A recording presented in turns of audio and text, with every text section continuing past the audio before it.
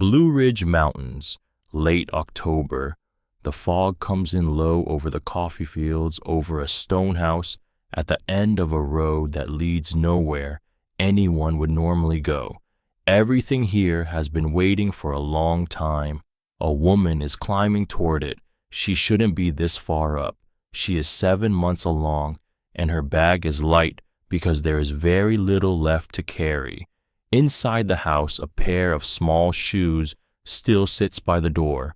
Whoever left them has not come back. From the barn, a sound, low, carrying, the sound of something that has been watching a door for 2 years. The woman stops, listens, then she walks toward the sound. She didn't look back. That was the only rule she had given herself when she left the valley. One rule, don't look back, because looking back would mean seeing the town square, and the town square would mean seeing the faces, and the faces would mean hearing again all the things people said without opening their mouths. June Harlow put one foot in front of the other and kept her eyes on the trail. 7 months along, her body knew the math better than her mind did. Every step was a negotiation now. Every breath had weight to it. The canvas bag on her shoulder held everything she had decided was worth carrying, which wasn't much.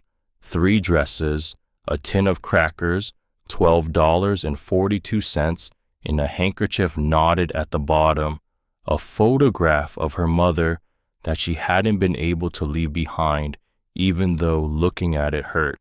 The trail climbed north into the Blue Ridge in long, stubborn switchbacks. Late October. The maples had gone red already. The oaks were still holding their color, but you could tell they were thinking about letting go. The fog moved through the ridgeline the way it always did in October, low and slow, like it had no particular hurry and nowhere better to be, which was more than June could say for herself. She had walked 3 hours before she stopped counting. Her back had opinions about this. Her feet had opinions. The baby had opinions and expressed them regularly with small, sharp kicks that felt like editorial comments on every decision she had made in the last 4 months, which was fair, June thought, which was entirely fair. The town of Harlan's Creek sat in the valley below her now. She could still see the church steeple through the trees if she turned around. White painted wood, a bell she had heard every Sunday for 26 years, the school where she had taught 2nd grade for 3 of them, where she had read stories aloud and helped small hands grip pencils and believed that if you were patient enough and kind enough, the world would be patient and kind back. She had been wrong about that. Not catastrophically wrong, just the ordinary kind of wrong that happened when you trusted the wrong person at the wrong time in the wrong season of your life. Chadwick Pruitt had been charming in the way that certain men were charming, the way that looked like warmth from a distance and felt like warmth up close and only revealed itself as something else entirely when you were already too far in to easily find your way out. He had talked about the future the way some men talked about horses they didn't own yet, casually, confidently, as if possession were simply a matter of declaring it.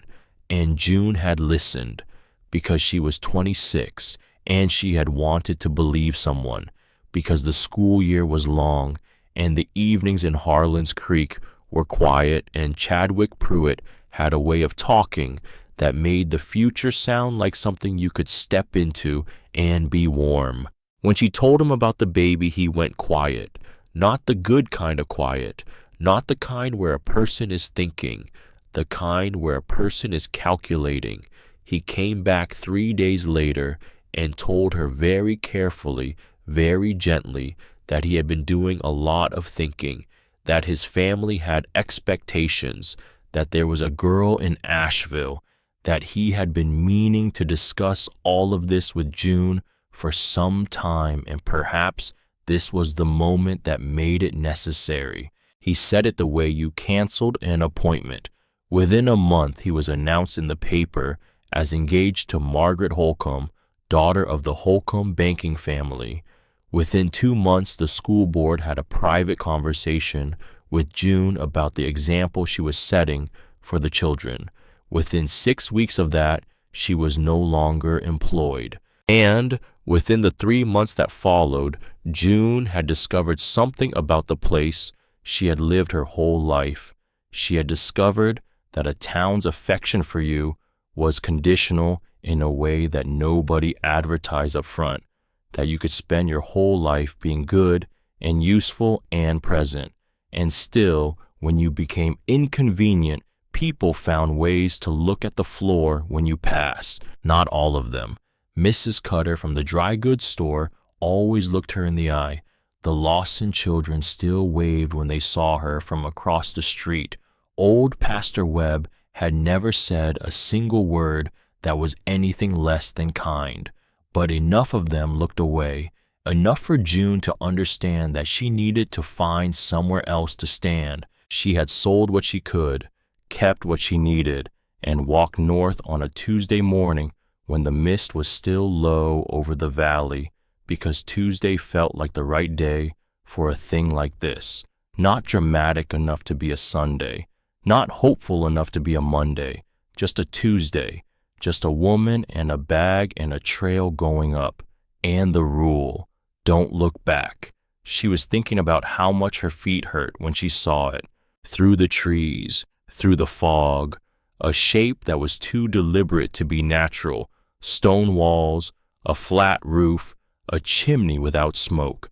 She stopped, stood there for a moment with her hands on her knees and her breath coming fast because the last quarter mile had been steep, and then she looked at it more carefully. It was small, 1 story, maybe a room and a half, stone walls old and well-fitted, the kind of building that had been made by someone who knew what they were doing and expected it to last. A porch ran across the front, sagging slightly on the left side. One window had a board across it where glass had once been. The door was set solid in its frame, the wood weathered to gray. Around it, coffee fields, rows and rows of them overgrown, now unpruned, growing in every direction with the enthusiasm of something that had been given permission to do whatever it wanted.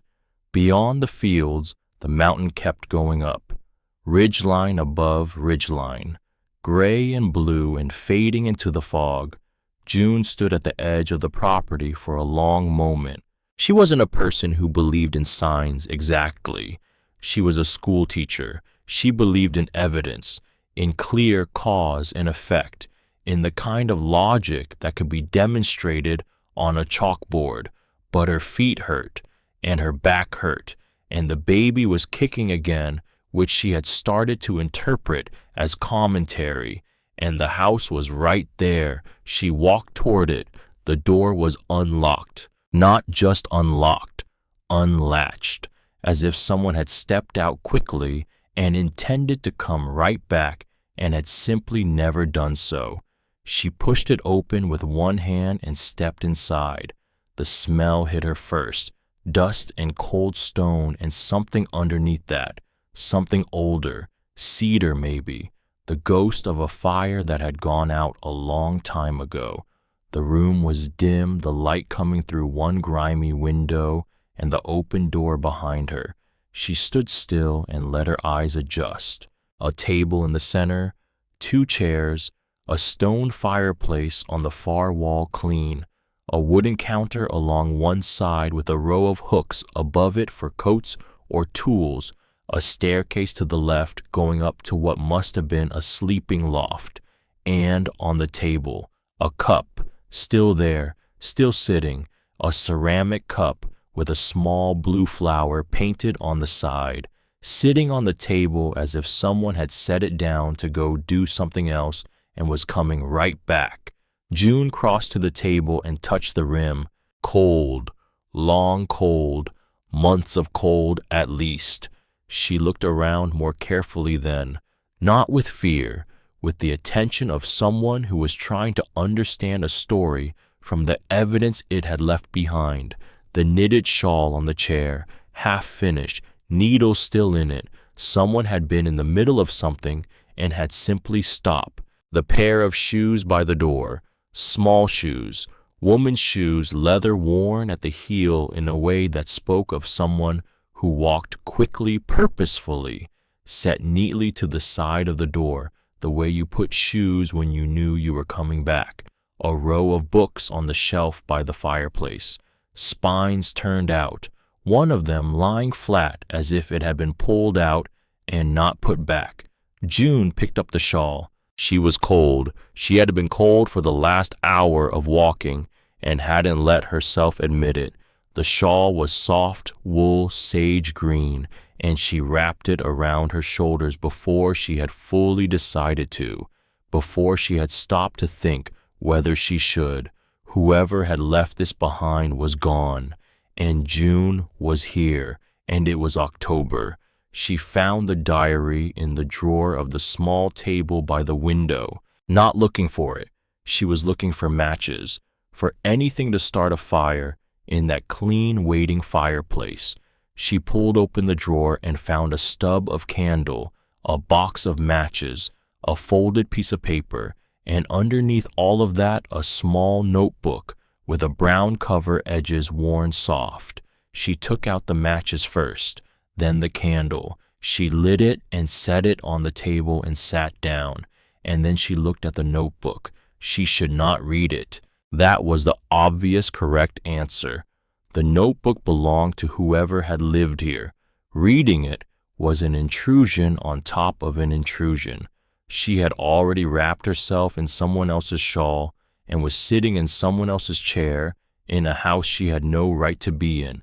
But the matches were in her hand, and the candle was lit, and she was so tired. She opened it. The first page had a name written in careful, slanted letters, Ruth Harp. The entries went back years, small daily things at first, weather, the coffee plants, a recipe tried and adjusted, a description of watching an owl hunt along the tree line at dusk. The writing was precise, observational, the writing of someone who paid close attention. June read slowly. Let the words come at their own pace. Ruth had lived here for 6 years by the time the diary started, married to a man named Declan. They had come up from the valley together to try the mountain, to try the coffee, to try the kind of life that required work of your hands and gave you something back that you could measure at the end of the day. Some entries were funny. Ruth had a dry sense of humor that came through in small sentences tucked at the ends of paragraphs. Some were quiet, the kind of quiet that you only wrote down because you wanted to hold on to the feeling, the specific warmth of afternoon light on the stone floor, the sound of rain on the roof, Declan falling asleep in the chair with a book open on his chest. June read for an hour. Outside the window, the fog deepened toward evening. Then she came to the last entry, November 14th. The handwriting was different, still the same hand, but the letters were larger, less careful, the kind of writing you did when your hand wasn't entirely steady. November 14th. She had started it simply enough. The pains began this morning. Declan has gone down the mountain for Mrs. Greer. The storm came up fast. I didn't expect the storm. I keep telling myself it will be fine. Declan is careful. He knows these trails better than anyone. The fire is warm. Daisy has been calling from the barn all afternoon, which is strange because she doesn't usually carry on like that. I keep thinking about the name we chose. If it's a girl, we keep saying if, but I already know. I am going to try to sleep. When I wake up, Declan will be back. He will bring Mrs. Greer, and everything will be fine. Everything is going to be fine. The entry ended there. June closed the diary. She sat with both hands flat on the cover. The room was very quiet. The candle flame bent slightly in a draft she couldn't find the source of. The shawl around her shoulders smelled of cedar and something else, something fainter, the specific smell of a person who was gone. She had come here not knowing anything about this place, and now she knew about Ruth Harp, who had sat in this same chair, who had wrapped herself in the same shawl, who had been waiting, who had written if it's a girl and believed Declan was coming. June set the diary back in the drawer. She didn't know what had happened after that entry. She could guess. The shape of the story was clear enough from the evidence. The silence the house had been holding for 2 years. The shoes by the door that no one had moved. She got up. She needed to find water. The sound reached her before she reached the barn, low and carrying. Not distress, not alarmed, just steady. A single voice repeating itself into the cold evening air, looking for an answer that kept not coming. June followed it around the side of the house to a wooden barn, half hidden by overgrown blackberry canes. The door was standing open a hand's width. She pushed it wider and stepped inside. The cow was standing at the far end of the barn, brown, large, healthy-looking in the way that animals who take care of themselves looked healthy. She had been fed recently enough. There was water in the trough. Someone came to tend her clearly, but the animal herself was looking at the barn door the way you looked at a door you had been watching for a long time, not waiting exactly, too tired for waiting, just looking, because looking was what was left after the expecting was gone. June stood still in the doorway. The cow turned her head, looked at June with eyes that were very large and very dark and very still. June recognized that look. She had seen it in the mirror for the last 4 months. That specific expression of someone who has received the news, who has processed the news, who is no longer in shock and is now simply in the part that comes after, which doesn't have a good name, which is quieter than grief, but heavier than sadness. The part where you keep going because the alternative is worse. "Hi," June said softly. The cow looked at her for a moment longer, then looked back at the door. June stepped closer, slowly speaking in a low voice the way she spoke to children who weren't sure yet whether to trust her. She told the cow she was going to come a little closer. She said she wasn't going to do anything sudden. She said she was just a person passing through, and she had no particular agenda. The cow did not move away. June reached out and set her palm against the animal's neck, warm, solid, real in the way that only living things were real, which was the most real of all. The cow let her hand stay there. Neither of them moved for a long time. "Looks like we're both in the same situation," June said quietly, "waiting for someone who isn't coming." The words surprised her when she heard them aloud, because it wasn't Chadwick she meant. She had stopped waiting for Chadwick a long time ago. She had grieved him as a person and found there wasn't much to grieve. What she had grieved was the idea of him, the version of the future she had built around that idea.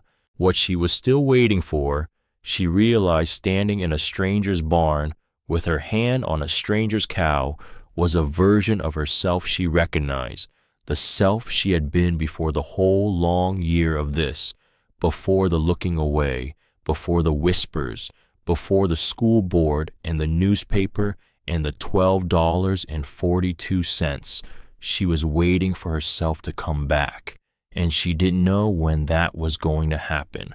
The cow turned her head, looked at June directly, and released a long, low breath that wasn't exactly a sound, more like a settling, like something had been decided. June stood in the barn as the last of the evening light left the sky and the mountain folded itself into dark. She went back inside. She found the bedroom up the narrow staircase, a bed frame with a mattress, a quilt folded at the foot, 2 windows looking out over the coffee fields, a small table with a stub of candle on it, a dress hanging from a hook on the wall that she did not touch. She ate the last of her crackers. She lay down on the mattress with her coat over her and the sage-green shawl around her shoulders and her hands resting on her belly, and she listened to the sound of the mountain settling into itself. Somewhere outside, the cow called once, then was quiet. The baby kicked 3 times, slow, deliberate, like small knocks on a door. June placed both hands over the kicks. "I know," she said to the ceiling. "I'm working on it." She fell asleep before she finished the sentence. She slept through the night, all the way through which she had not done in weeks. The mountain had a quality to it in the dark, a heaviness of air that pressed down like a hand on her shoulder, not threatening, just solid, like the house itself. She woke to bird calls and gray light and the smell of her own breath in the cold air. Her back ached, her hips ached. She was stiff in 12 places, and each place had a specific opinion about it. She sat up carefully, went to the window. Fog below, ridge lines above, the coffee fields running away in rows in every direction, overgrown and unruly. A hawk working the updraft above the eastern ridge. It was the most beautiful thing she had seen in months. She came downstairs and found the fireplace and lit a fire with the matches she had found the night before. She worked at it the way her grandfather had taught her when she was small. Patient, small pieces first. Let the air in. Don't rush. The fire caught. She stood up and her hand brushed the mantel, and she felt the edge of something. Looked down. A photograph, propped against the stone where the mantel met the wall. Small, framed in simple wood.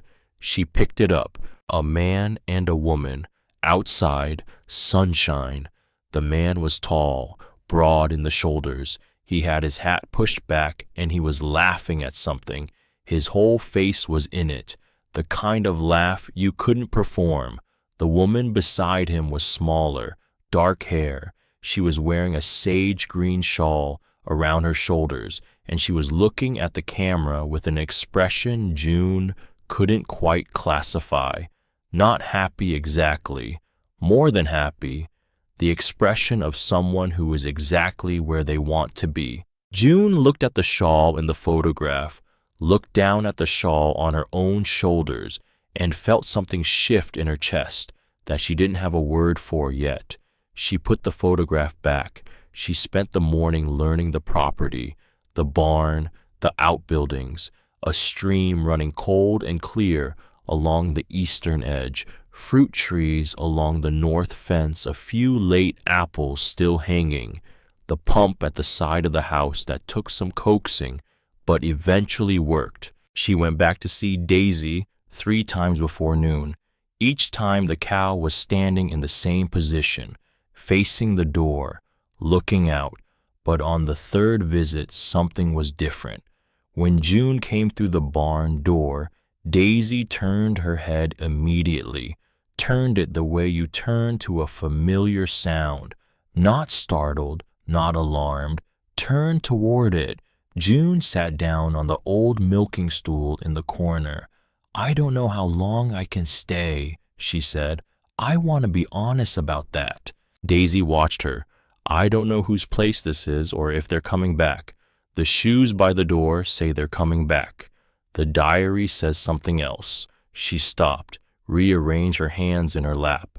"I'll figure it out." Outside the barn, the wind moved through the coffee fields with a sound like something breathing. The rest of the afternoon was quiet. She swept the main room. She boiled water over the fire and drank it hot with nothing in it, because there was nothing to put in it, and it was still the best thing she had tasted in days. She sat in the chair and read 2 chapters of one of Ruth's books, which was about birds and which was more interesting than she expected. She was sitting like that in the chair with the fire going and the shawl around her and the bird book open in her lap when the door opened. She had not heard a horse. She had not heard steps on the porch. She heard only the door, And then, framed in the doorway, a man. Tall, very tall, the same broad shoulders from the photograph, a coat worn enough to have lived in it, a hat with the brim down. He was carrying a leather case in one hand. The other hand was on the door handle, and he had stopped the moment he saw her. They looked at each other. The fire popped. His eyes went to the shawl, not to her face first, to the shawl, to the sage green wool around her shoulders, and something happened in his face, a movement that started and stopped, like a word he had started to say and then decided not to.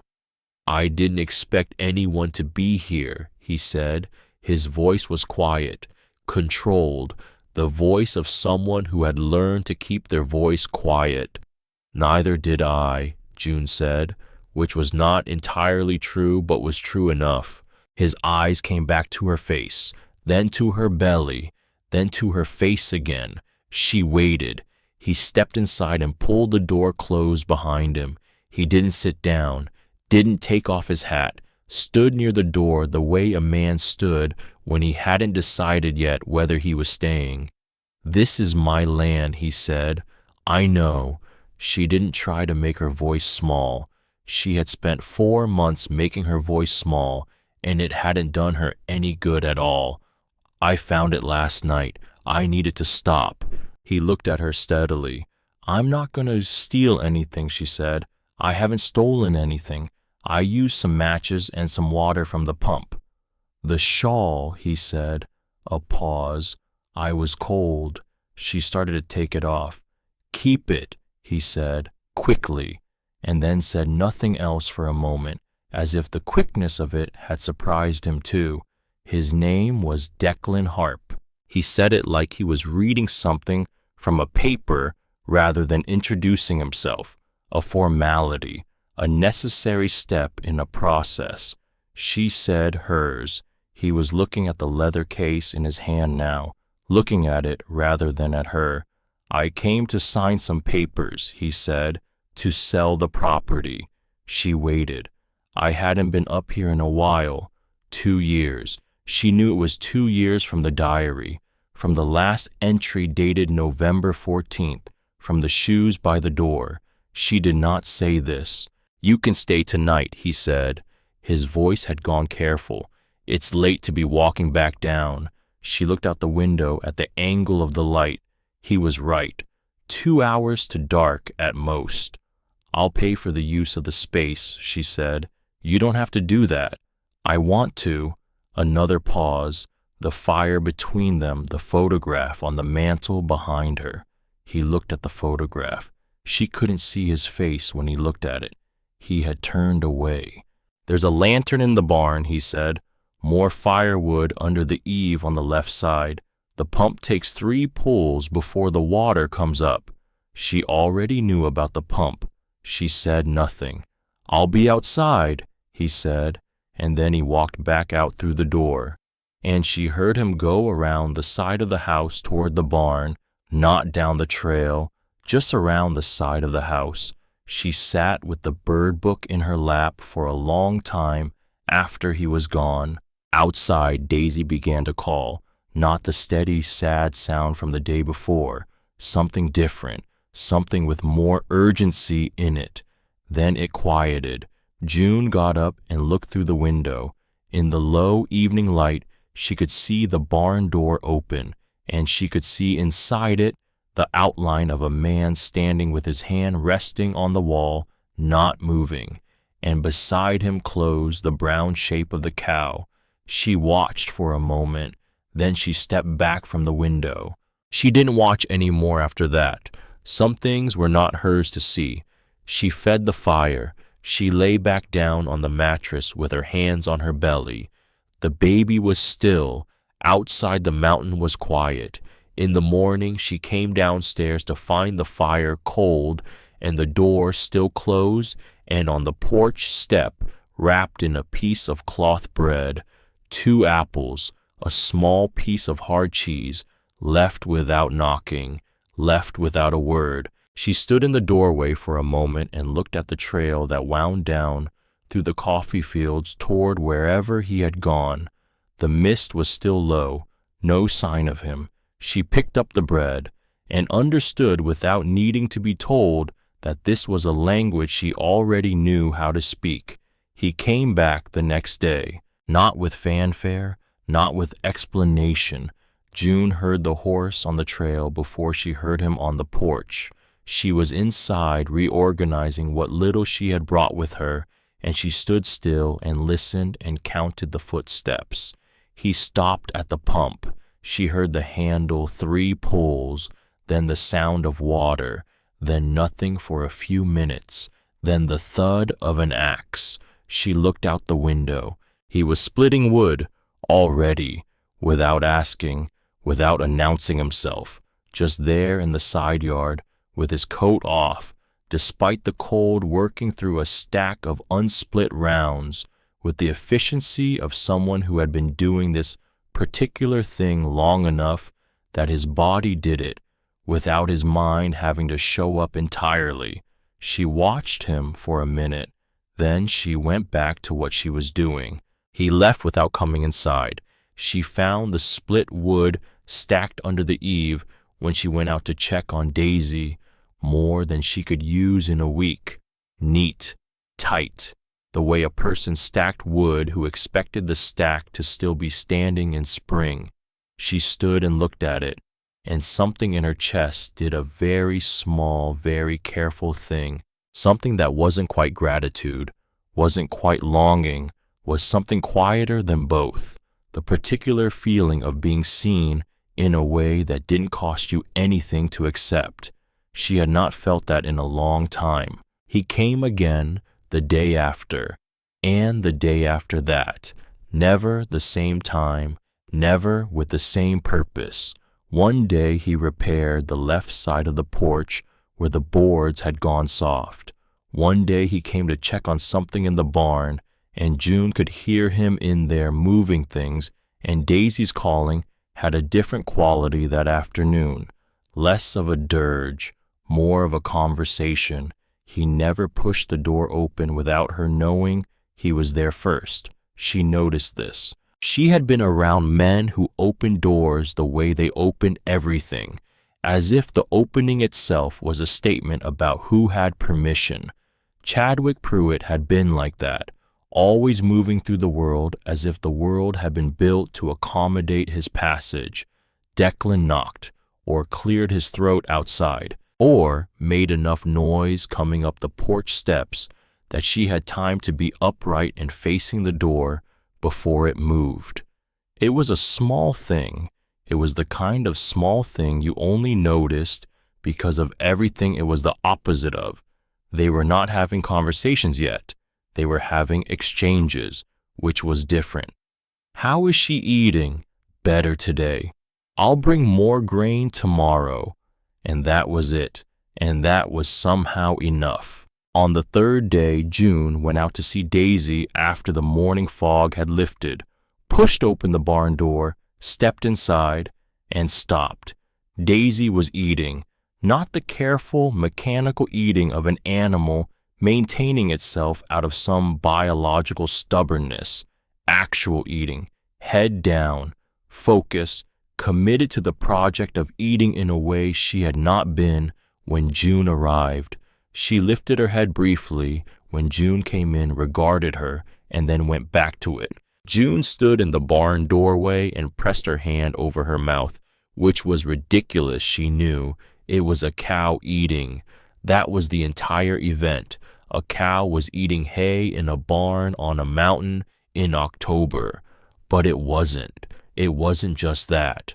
Because June had watched her for 3 days, had seen the way she stood at that door and looked out with those still patient eyes, had understood without anyone explaining it that the looking was a kind of loyalty that had nowhere left to go, and now she was eating, which meant something had shifted, something small but real, something that had decided quietly, without announcement, that staying was the right thing to do, even when the thing you were staying for wasn't coming back, even when the door never opened the way you wanted it to. Even then, June wiped her eyes with the back of her hand. Good, she told Daisy. That's good. Daisy did not respond. She was busy. Mabel Crisp arrived on a Wednesday, not from down the mountain, from above it, which June did not expect. There was another trail, apparently, one that wound around the north ridge to a small farm on the other side. June had not known about this. She had been thinking of the mountain as a one-way thing. You came up or you went down. Mabel Crisp arrived as proof that the mountain was more complicated than that. She was 60 years old and looked like someone had built her out of good materials and expected her to last. Short, sturdy, gray hair in a braid over one shoulder, wearing an apron over her coat which suggested she had come from something domestic and not particularly planned her visit. She carried a basket. She came around the side of the house and stopped when she saw June on the porch. "You must be the girl Declan mentioned," she said. June had not known Declan had mentioned her to anyone. "June Harlow," she said. "Mabel Crisp." She looked June over with the frankness of someone who had long since stopped worrying about what people thought of her looking. Her eyes settled on June's belly. "How far along?" 7 months. "You came up the South Trail?" "Yes." Mabel made a sound that was not quite disapproval. "Steep in the last quarter mile." I noticed. A pause. Then Mabel held out the basket. "Bread and some apple butter. I had extra." June took it, and that was how they became acquainted. Mabel had been on the ridge for 40 years, had come up with her late husband when they were young and impractical, and believed that the mountain would teach them something worth learning. She had been right about that, she said.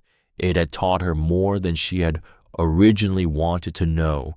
Her husband had passed 11 years ago. She had stayed, because where else would she go, and because the view was good, and because she had a stubbornness about her that she had long stopped apologizing for. She spoke about Ruth carefully, not with the carefulness of grief, with the carefulness of someone who had watched a family break and was still tender around the edges of what remained. She was a good woman, Mabel said. They were sitting on the porch. The afternoon was cold but clear, the kind of good that isn't a performance, the kind that just is. You didn't have to know her long to see it. June waited. She got pregnant in the second year they were up here. Mabel set her cup down. They had been trying for a while. She didn't complain about the trying, not her way, but you could see it in her, the wanting, the way she looked at other people's children when we'd all be together at the church social down in the valley.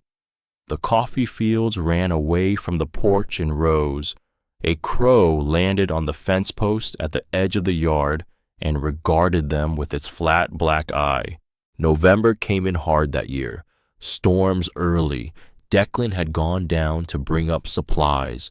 Ruth was 8 months along and feeling fine, she said. She always said she was fine.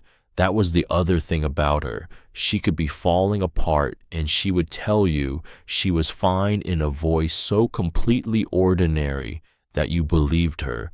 June looked at the barn, thought of shoes by a door. The storm came up fast, Mabel said.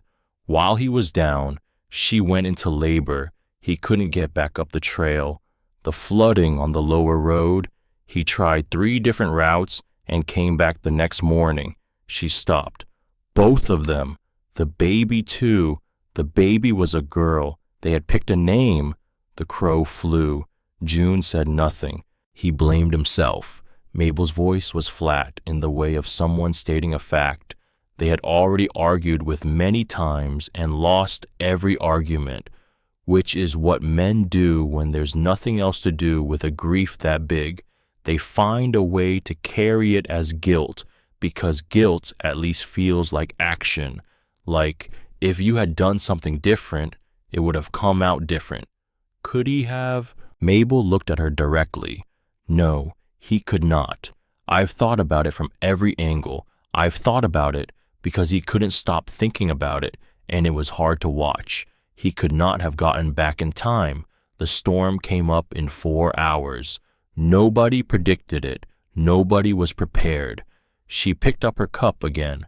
But you can't tell a man something his grief has decided to disagree with. June held the warmth of her cup in both hands. "Why are you telling me this?" she asked. Mabel looked at her with the steadiness of someone who had decided on an answer before she arrived. "Because you're in her house," she said simply, "and you found her things, and I think you're smart enough to make wrong assumptions if nobody gives you the right information." A long pause. "And because Declan came by yesterday and he looked different than he has in 2 years, and I've known him long enough to notice the difference between a man who stopped feeling things and a man who has started again."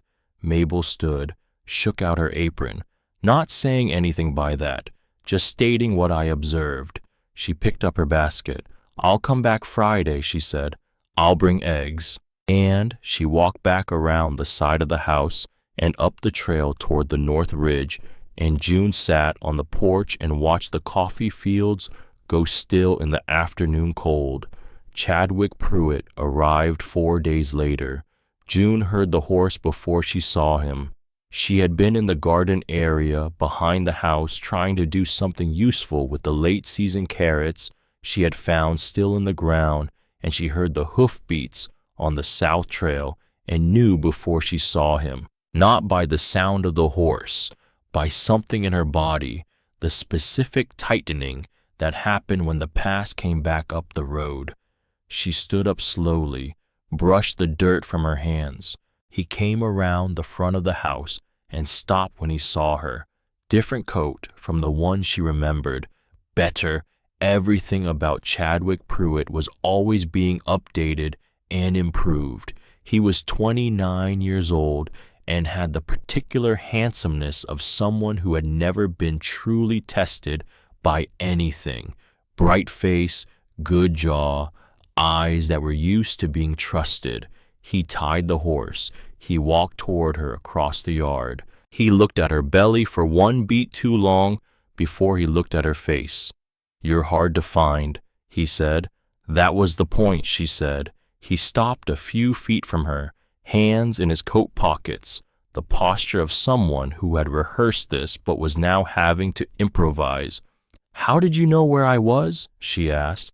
"Old woman in town mentioned she had a neighbor up the North Ridge, said the woman had come up the South Trail recently." He shrugged. "I have connections with the Crisp family from my father's business. It wasn't difficult." Mabel's name in his mouth felt wrong. Not that Mabel had done anything wrong. She hadn't known. But Chadwick Pruitt was very good at finding the places people had left unguarded and walking through them without asking. "What do you want?" June said. "I want to talk." "We're talking."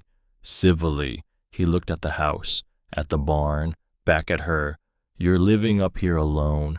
That's not what practical." He let the word out carefully. "You're months away from having a baby. You're up a mountain with no doctor within Chadwick." He stopped. "Say what you came to say." He looked at her for a moment. Then the pretense of civility dropped, not entirely but enough.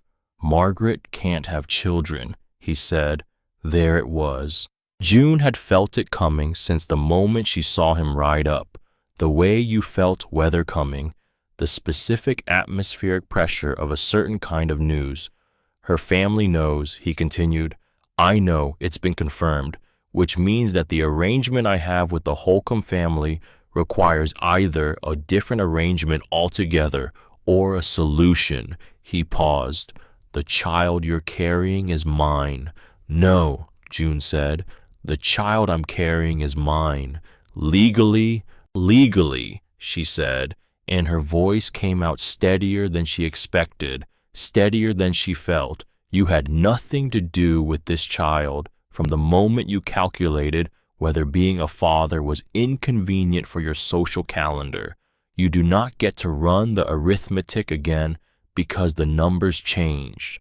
He had not expected that tone. Men like Chadwick never did. They were used to the version of June that had believed in them, that had been grateful for their attention and uncertain about her own worth. They were not prepared for the version that had walked up a mountain alone and made friends with a grieving cow and read a dead woman's diary and spent a week thinking very clearly about what mattered. "I'm not trying to take the child from you," he said, adjusting. "I'm offering to provide, to give the child a name, resources, and education, things that—" He looked around at the mountain, the overgrown fields, the weathered barn. "You cannot currently offer, because you arranged it that way, because circumstances, you arranged it that way." Her voice did not rise, did not waver. "You had me removed from my position. You allowed your family to manage how the story was told in that town. You made it so that staying was impossible, and then you come up here and tell me the circumstances are difficult." She looked at him. "Go home, Chadwick." "June, go home." From behind her, a sound. She didn't turn around. She didn't have to. She knew by the way Chadwick's eyes shifted, moved to a point above her shoulder and to the left, and stayed there with the specific reassessment of a man who has just recalculated how much of a witness he has. Declan had come around the barn, not fast, not aggressive, just there, standing in the yard at a distance that was far enough not to be threatening and close enough to be unmistakably present. He had his hands at his sides. His face, we see, was its usual still thing, a face that told you very little about what was happening behind it, which meant you had to pay attention to the rest of him, and the rest of him was very much here. Chadwick looked at him for a moment, then back at June. "I'll come back," he said, "when you've had time to think about the practicalities." "I've had time," she said. He untied his horse. He didn't look at Declan when he rode out. That was the thing June noticed. He looked at her, and he looked at the trail, and he made a point of not looking at Declan in the deliberate way of someone who does not want to acknowledge the existence of something larger than themselves. He went down the mountain. The sound of the horse faded. June stood in the yard for a moment after the sound was gone. Her hands were perfectly steady. That surprised her. She had thought they would shake. They had shaken for months whenever she got scared, but standing there in that yard, they were still, which told her something. She turned around. Declan was still there, hadn't moved. "Thank you," she said. "I didn't do anything. You were there." Something happened in his face that was very small and very complete. "Who was that?" he asked. "The father." She said it simply. Let it be what it was. "He wants the baby. His fiancée can't have children. And apparently, I'm a convenient solution to a business problem." Declan looked down the trail where Chadwick had disappeared. "He'll come back," he said. "Probably." A pause. "Then you should stay," he said. She looked at him. "Until you figure out what you want to do," he added, quickly, and then said nothing else, as if those extra words had been a mistake he wasn't sure how to take back. She stayed. She read the diary again that night. Not the last entry. She had read that enough. She went back to the middle sections, the parts she had skimmed the first time, too tired and too overwhelmed to absorb more than the broad strokes. She sat by the fire with the diary in her lap and the shawl around her, and she went slowly, and there she found Daisy. It wasn't one entry.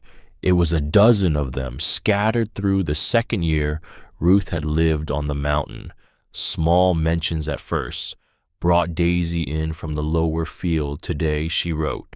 "She seems to have opinions about where she should and shouldn't be kept, which Declan finds irritating and I find reasonable. Then more. I have been spending my mornings in the barn, Partly because the light is good, there in the morning comes in the east-facing door and hits the hay in a way that makes everything look warm. Partly because the coffee plants are between seasons and there is less to do. Mostly, if I am honest, because Daisy is there and she has a quality of attention that I find easier to be with right now than people. People wanted her to be fine. People asked how she was feeling with their faces already arranged to receive reassurance. Daisy simply stood and looked at her and breathed and was there. June read that sentence 3 times. Then she kept going. When I told Declan I wanted to keep Daisy's calf, he laughed in the way he laughed when he thought I was being sentimental but couldn't make himself argue with me. The calf is a girl. I haven't named her yet. Daisy seems pleased. I sat with both of them for an hour this afternoon and thought about how strange it is that the simplest things are the ones that actually help, not the things that are supposed to help.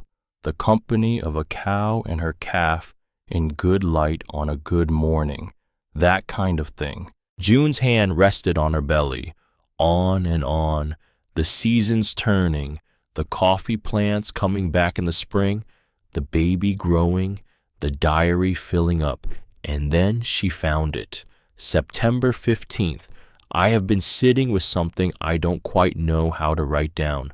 The calf died last month. She had been healthy, and then she wasn't the way animals sometimes simply aren't anymore. And it was fast, and there wasn't anything to be done. I buried her on the lower field. Daisy stood at the door of the barn for 3 days after. I stood with her as much as I could. I know it seems like a strange thing to give time to, but I know what she was doing and I know what it cost to do it. The waiting, the knowing and still doing the waiting anyway, because what else is there? Because presence is the only honest thing. I'm going to remember that. Whatever comes, I'm going to try to remember that. June closed the diary. She pressed her hand flat on the cover, sat very still in the chair by the fire while the mountains settled into night. So it was both of them, not just Daisy's calf. Ruth, too, in the same week, in the same terrible November. The cow had lost her calf, and then she had lost Ruth, and the two griefs had compacted into one, and she had stood at that door not for 3 days, but for 2 years, not because she was broken, because that was what loyalty looked like when there was nowhere left to take it, because presence was the only honest thing. June set the diary on the table, stood up carefully, went to the barn. The night was clear and cold, the stars out in the way they were out on mountain nights, too many to count, the kind of sky that made the sky in the valley feel like a draft. Her breath fogged in front of her. The coffee fields were silver in the starlight, the rows of plants casting thin shadows across the dirt. She pushed the barn door open. Daisy was standing facing the door as always, except not looking at the door this time, looking at June. That was the difference. The head turned toward the door the moment it opened, yes, but the eyes were different, not looking through her or past her or at the vague space behind her, looking at her, at June specifically. June stood still in the doorway. Daisy stepped forward, 1 step, then another, moving with the deliberate slowness of something being done carefully for the first time, across the length of the barn, across the hay-strewn floor, until she stopped directly in front of June and lowered her enormous head and pressed it gently against June's chest. Just that, just the warm weight of her head. June wrapped both arms around it, stood there in the cold, dark barn with a pregnant belly and aching feet and a man somewhere on this mountain who had survived losing everything and was learning quietly how to survive the next thing, stood there with a child she had no roadmap for, and a life she had barely started to plan, and a dead woman's diary in the house behind her, stood there and let herself be steadied by the simplest thing in the world, a creature choosing to trust. The baby kicked, slow, deliberate, once. Daisy did not move. June pressed her cheek against the animal's warm neck and stood in the barn and breathed and did not cry exactly, but did something that was very close to it and felt in the way that the word meant more than it usually meant, entirely found. The weeks found their shape the way weeks did when you stopped fighting the direction they were going. Not planned, not announced, just settled. Declan came every morning. Sometimes he came twice. He would work until the light changed and then go back to his own property, which June had come to understand was several miles down a different trail, a working ranch that he maintained alone with the kind of methodical stubbornness that was either admirable or heartbreaking depending on the angle. She thought about the angle a lot. She had started leaving coffee out for him, not a formal offering, just a cup by the pump. When she knew he was coming to work on something in the yard, he always drank it. He never said anything about it directly, but she noticed that the cup was always empty and always set back on the porch step with a kind of deliberateness that was not accidental. This was their language, not many words, but precise ones. Mabel came on Fridays. She brought things and she said things and she listened in the way that older women listened, not waiting for her turn to speak, but actually following the thread of what was being said and letting it lead somewhere. She had strong opinions about the coffee plants and how they might be brought back with the right attention and the right season. She had strong opinions about most things. June found this deeply restful. She had been surrounded for too long by people who softened their opinions into mist, who said it's up to you and I don't mind either way and whatever you think is best, which sounded like kindness but was actually a way of not being accountable to the conversation. Mabel was accountable to every conversation she entered. "He hasn't torn up those papers yet," she said one Friday. "What papers?" "Wham, the sale papers. The ones he came up here to sign." She poured herself more coffee. "He still has them. I know because I asked him directly and he went very quiet in the particular way he goes quiet when he doesn't want to answer." June looked out the window at the yard where Declan was reinforcing the fence line along the east field. "That's his business," she said. "Of course it is." Mabel picked up her cup. "I'm just observing." What June was observing in those same weeks was Daisy. The change had happened gradually, like most real changes, not a single moment, but a series of small ones that you only recognize as a pattern when you stood back far enough. Daisy was eating reliably now.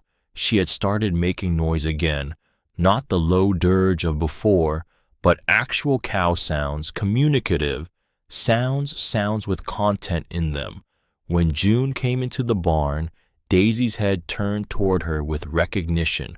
When June came in quietly, Daisy sometimes moved toward the door before June got there, which meant she was listening for footsteps, which meant June's footsteps had become something she was listening for. That particular fact sat in June's chest like a small warm coal, and she was careful not to look at it too directly in case it went out. Declan noticed too. He did not say so, but she caught him watching Daisy sometimes with the expression of someone reading a letter they weren't sure they were meant to receive, something cautious in it, something that was trying not to hope, because hoping had a price he knew down to the last cent. The morning it happened was a Tuesday, November, not the 14th, an ordinary Tuesday with frost on the porch boards and the kind of light that came in low and sideways this time of year, the way it got serious toward winter. June had come downstairs early, had lit the fire, was standing at the window with her cup when she heard it.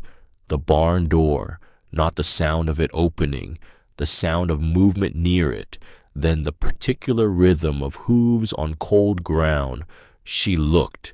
Daisy was walking across the yard, slowly, with the deliberate quality that Daisy brought to everything she did now, across the frost-stiffened grass, past the pump, across the space between the barn and the house, to the front door, and she stood there, just stood, with her breath-making fog in the cold, looking at the door the way she had always looked at the barn door, except this time it was the house door. This time it was the door June came through and went out of. This time it was the door to the place she had been sleeping and eating and reading and living. June set down her cup. She went to the door and opened it.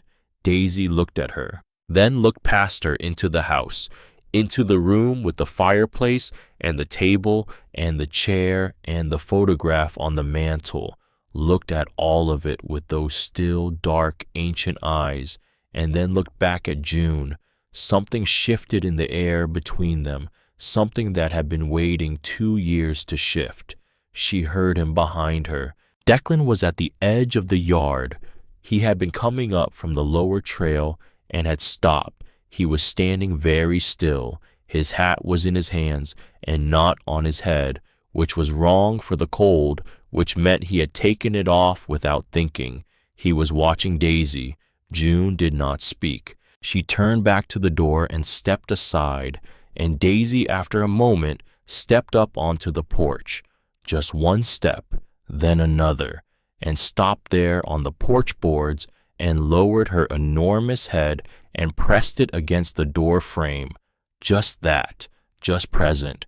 June put her hand on Daisy's neck, and then she heard the sound behind her, and she knew without turning around that Declan was crying, not loudly, the specific quiet of a man who had forgotten how to cry and was being reminded. One sound, then nothing, then the sound of him breathing in a different way. She didn't turn around. She let him have it, because some moments belong to the person in them, and witnessing them from inside them was the wrong distance. She stood with her hand on Daisy's neck and looked out at the coffee fields and let him stand in the yard and feel whatever was happening in him, which was big and had no name yet and didn't need one. When he spoke, his voice was rough in a way it hadn't been before. She never went to the house, he said. After, she'd always come back to the barn at night, but she never went to the house. I never understood why. She was waiting for Ruth, June said. I know, and now she's not. A long silence. No, he said, she's not. He came up onto the porch, stood on the other side of Daisy, both of them with their hands on her neck, not touching each other, just connected through the warm animal between them. She loved this cow, he said. I know, I read about it. He looked at her. The diary, she said. I should have told you. It was in the drawer. She met his eyes. I read it before I knew whose it was. I should have stopped when I figured it out. I didn't. He looked at the door frame. Did you read it all? Enough of it, he breathed out. She would have liked you, he said, very quietly, like a thing confessed rather than stated. June felt her throat tighten. I would have liked her, she said. They stood like that for a while. The frost melted off the porch boards in the morning light. Daisy stood between them and breathed. Then Declan went inside and came back with a piece of paper. Not the coffee cup routine, not the firewood routine. He stood on the porch and tore the paper in half, then in quarters, then into smaller pieces, still with the methodical thoroughness of a man making sure a thing was done and could not be undone. He let the pieces go off the porch in the light wind. She watched them fall into the yard. You don't have to do that, she said. I know, he said. They watched the pieces of paper settle. Stay, he said, not because you don't have anywhere else, because you have somewhere here, if you want it. She looked at him for a long moment, at the yard with the scattered pieces of paper, at the coffee fields, at the ridge line above with its blue-gray in the morning cold. I want it, she said. That night, the storm came. Not fast. It had been building all day, the sky pressing lower and lower, the wind picking up from the north with a particular edge that the mountain had been warning about since morning. Declan stayed later than usual, made sure the firewood was inside, made sure the barn was closed, and Daisy was settled. He stood at the porch for a moment before leaving. "Storm's coming," he said. I noticed. He looked at her in that specific way he had, the way that said several things without saying any of them. "I'm 2 miles down the east trail," he said, "if you need anything." "I know where you are." He left. She went inside. She ate. She added wood to the fire. She sat in the chair with the bird book and read without particularly taking in what she was reading, listening to the wind come up and the trees on the ridge begin to move. The first pain came at midnight, not a dramatic pain, a warning shot, low in her back, spreading forward. She put the book down, sat very still, counted to 40, then it faded. She told herself this was normal, a little past 8 months now, the body testing itself early. She told herself it was nothing. The second one came 20 minutes later, and the third 15 minutes after that. Closer, too close. She stood up carefully, walked to the window. The storm had arrived while she wasn't fully paying attention. Rain, hard rain driving sideways against the glass. The yard was invisible, just moving dark. The trail down to Declan's property was out there somewhere. 2 miles. In this. Her mind did the math she did not want it to do. November, rain, trail, mountain, a woman in labor alone in a stone house. Stop, she told herself. That is not the same. That is not what is happening. Except the fourth contraction arrived and was significantly different from the others, and her body was no longer interested in her reassurances. She was going to need help. She was going to need it soon. She couldn't go down the trail. She couldn't go anywhere. She was 8 months into this, and her body had made its decision and was implementing it without consulting her preferences about timing or weather. She went to the door and pushed it open against the wind, stood on the porch in the rain for one moment. "Declan," she called. Her voice disappeared into the storm. Too far, too much noise. He couldn't hear her. She went back inside. She had to think. She had to think clearly right now with everything in her body trying to pull her attention away from thinking. She built the fire up, put water on to heat, laid out the quilt from the bedroom, did the small practical things that were within her control, and tried not to count the distance between now and help. And then she heard it. From the barn. Daisy. Not the soft call, not the low, mournful sound. This was something else. High, urgent, continuous. The sound of an animal who had decided that noise was the correct response to the situation and was committed to it. Daisy was calling into the storm, over and over, as loud as she could. Declan was 2 miles away on the east trail. He would need to hear through the rain and the wind and the trees moving. He would need to be outside or near enough to outside. He would need to be awake. 2 miles.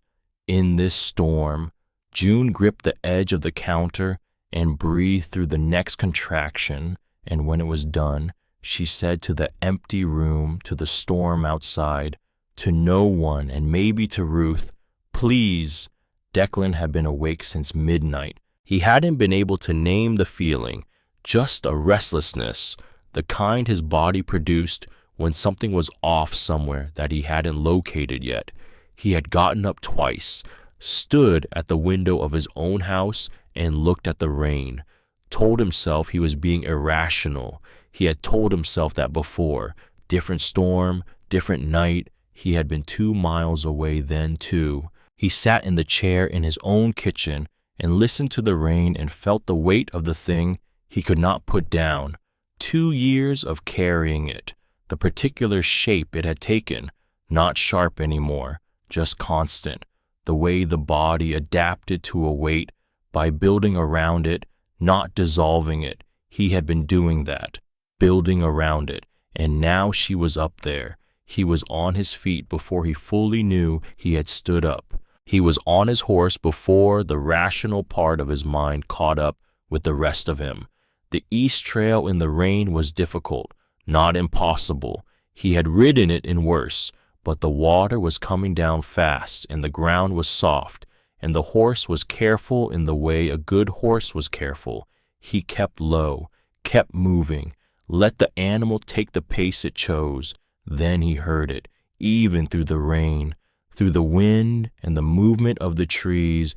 Daisy, her voice carrying across the mountain in the dark like something lit, and he felt his horse beneath him, and he felt the rain on his face, and he felt the particular terror that lived in his chest where other things used to live. He felt all of that, and he rode toward the sound. When he reached the yard, the horse was blowing hard, and the barn was lit from the lantern inside, and Daisy was at the barn door, making a sound that was more alarm than grief, more signal than mourning.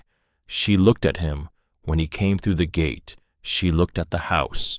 He got off the horse. He stood in the rain and looked at the house. Yellow light in the windows, fire going. The door closed against the storm.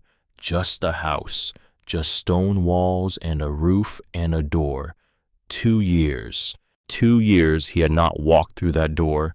He had come to the porch, had left things on the porch, had stood at the threshold and found a reason to stop every time, some small, practical reason to not step across into the room where the worst night of his life had taken place, the room with the fireplace, the room with the chair, the room with the mantle and the photograph and the shoes by the door.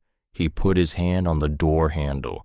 Inside he heard her, a sound she was trying to keep controlled and wasn't quite managing, the sound of someone working very hard not to make the sound they were making. He pushed the door open and stepped inside.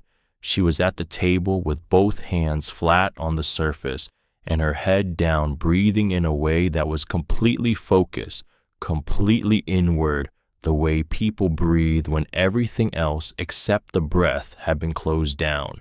She looked up when the door opened. Their eyes met. "I heard Daisy," he said. "I hoped you would," she said. He was already across the room. "How far apart?" "Close." "How close?" "Very." He set down his coat. He pushed his sleeves up.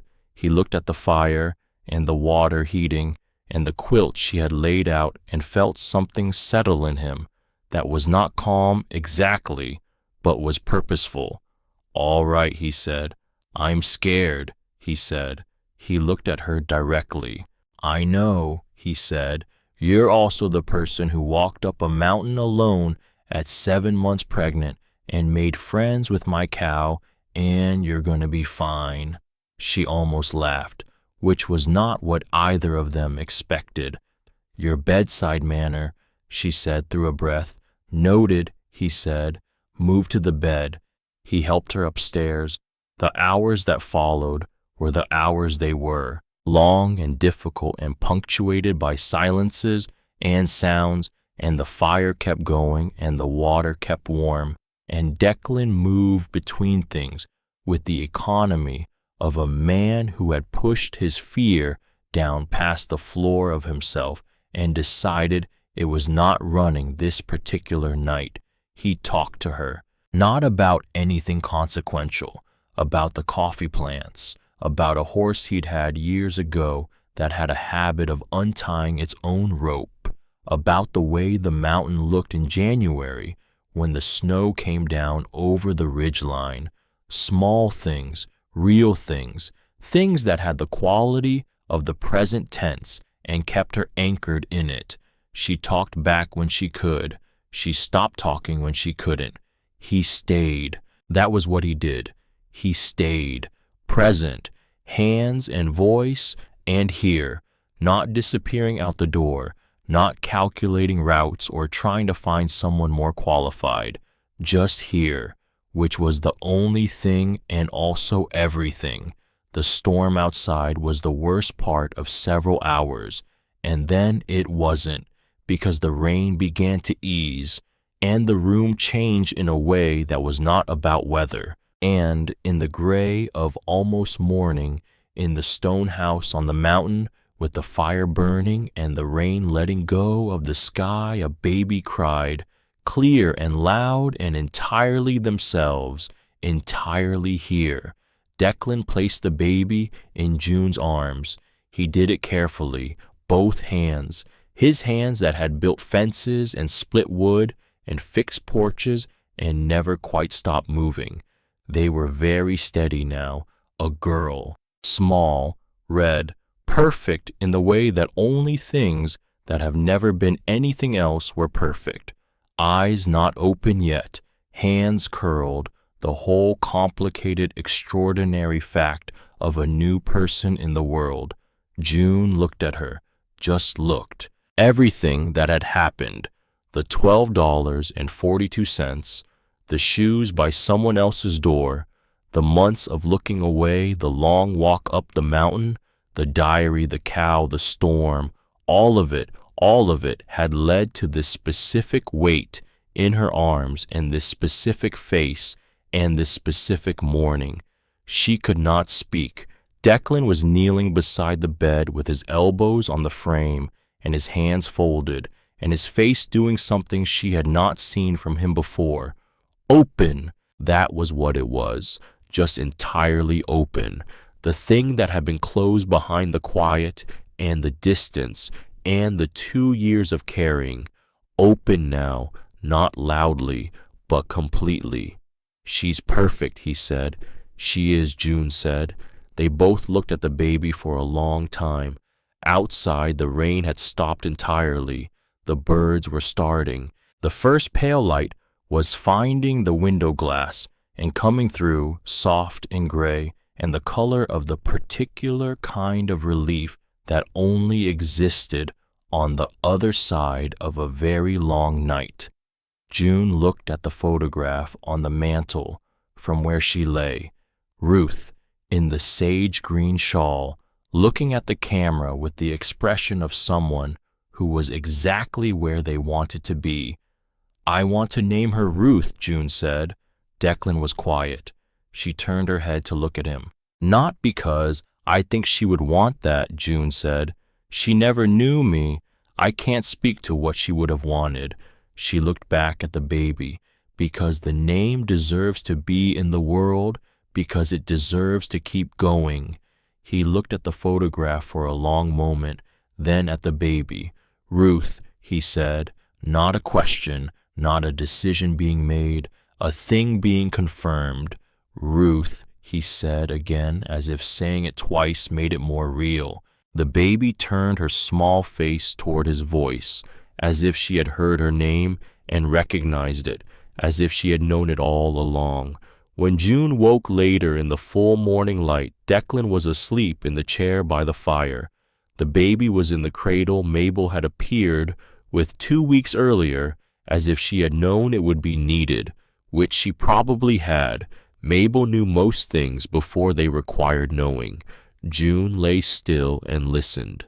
No storm, no rain, the particular silence of a mountain after a hard night, clean and heavy, the kind of silence that felt earned. Through the window, the coffee fields ran away in rows in the morning light.